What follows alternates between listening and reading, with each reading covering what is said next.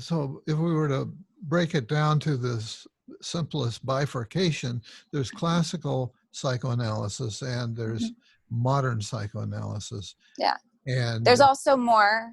There's several other identities in the analytic world now. There's ego psychology, there's object relations. So there's, neoclassical. So different institutes pocket different theorists. right. Yeah. So the modern, go ahead. I don't know if I've ever used the phrase modern psychoanalysis, but certainly I was aware that, it had evolved and been changing, and there were these other schools that specialize in one particular approach or not. But your institute and some related ones evidently are using that term, modern psychoanalysis, in a rather specific way.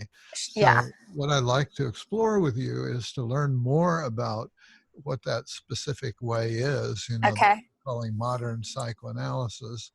Well, a lot of people, they like to use the phrase, I think that's more widespread, psychodynamic. That sort of encompasses like the wider range beyond classical. But modern psychoanalysis is specifically the, creation of a particular theorist. So his name is Hyman Spotnitz. Okay. And he lived when? I think he died in 2008. But his primary work was in the 50s. He did a lot of writing around that time. Okay. So he coined the phrase modern psychoanalysis. So there are other contemporary versions of psychoanalysis, but his was specifically titled modern. Okay. So tell us more about Spotnitz and what he introduced, or how did he shape it up? Spotnitz, well, he, there's a lot of people that this is one of the things that when I got into the Institute in Philadelphia, I didn't know anything about this. I thought there was Freud and that's it. Right. And, or Jung, I was familiar with that, like the small circle of people, but there were a lot of theorists that spawned from Freud. Right. And Spotnitz was influenced by, a lot of them.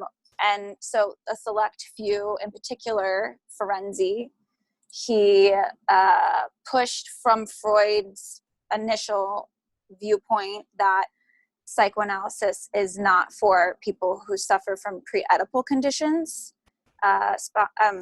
Freud thought that psychoanalytic candidates were really at an Oedipal level. So he was very vocal that he didn't want to work with people who were on the more regressed or more primitive areas. But Ferenczi came along and he was like, actually, I'm working with a lot of people who are at pre-Oedipal levels. And I think we should start talking more about treating the wide range of the population rather than just the select few that are really cooperative and at a higher level to begin with.